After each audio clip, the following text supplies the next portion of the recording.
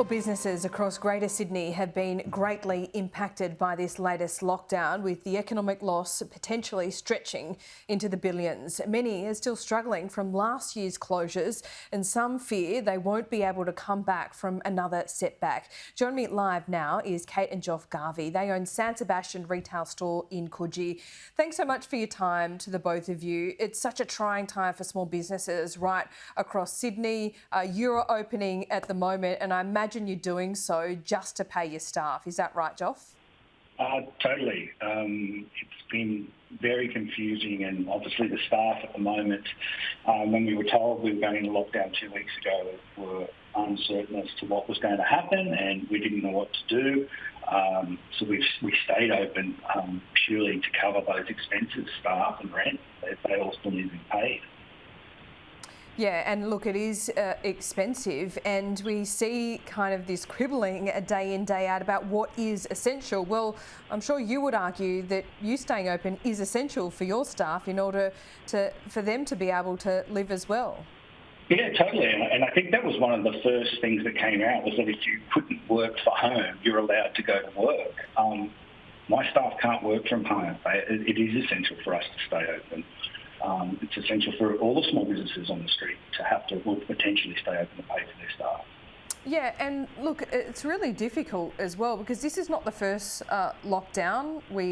This situation where most of the country isn't vaccinated. How are you viewing? I mean, what's your business plan given what's happened in the last year, the last 15 months? Is it getting harder and harder to turn a profit, to stay open, and really to justify staying in business? It definitely is getting harder.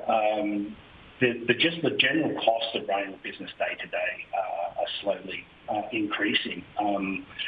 With importing, transportation, all those costs have gone up. With the with the pressure on suppliers from China or wherever we may be getting their products from, those costs have gone up. So there's a slow creep, particularly within our industry, that we're seeing it to be difficult to turn a profit, and then obviously to have these, I don't want to say surprise lockdowns, but they are surprise and then continuing lockdowns. It's just added pressure that we don't need in a small business. Mm. And I know that both of you are parents.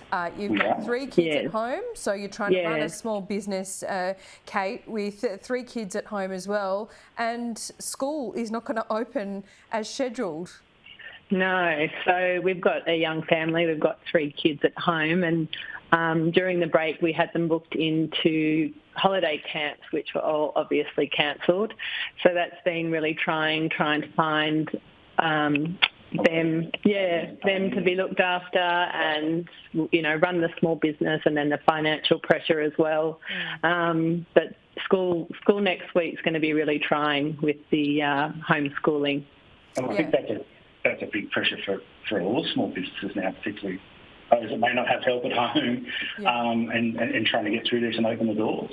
Look, and how supportive are people? Because, look, most people are doing the right thing. They're out exercising. Yes, there's a lot of people out exercising, but they're socially distancing. They know what the rules are. They're doing the right thing 15 months into this pandemic. Are you getting a lot of support from the community? Are you a little bit worn down by the feedback sometimes that you're getting? It's a bit of a mixed bag. We get some customers come in, most customers come in that are really great and really supportive and thankful that we're open, and then you get the occasional ones that come in and question why you're open and... are you allowed to be open? Yeah. They've heard that you're not allowed to be open, and how come you're allowed to be open but so-and-so is not allowed to be open? So you do get those pressures. It is few and far between. But we also have businesses in the area that ring us and contact us over Instagram asking if they're allowed to be open. So we're feeling the pressure of having to guide other businesses as well when we're really not equipped to do that. Yeah, just with all the misinformation.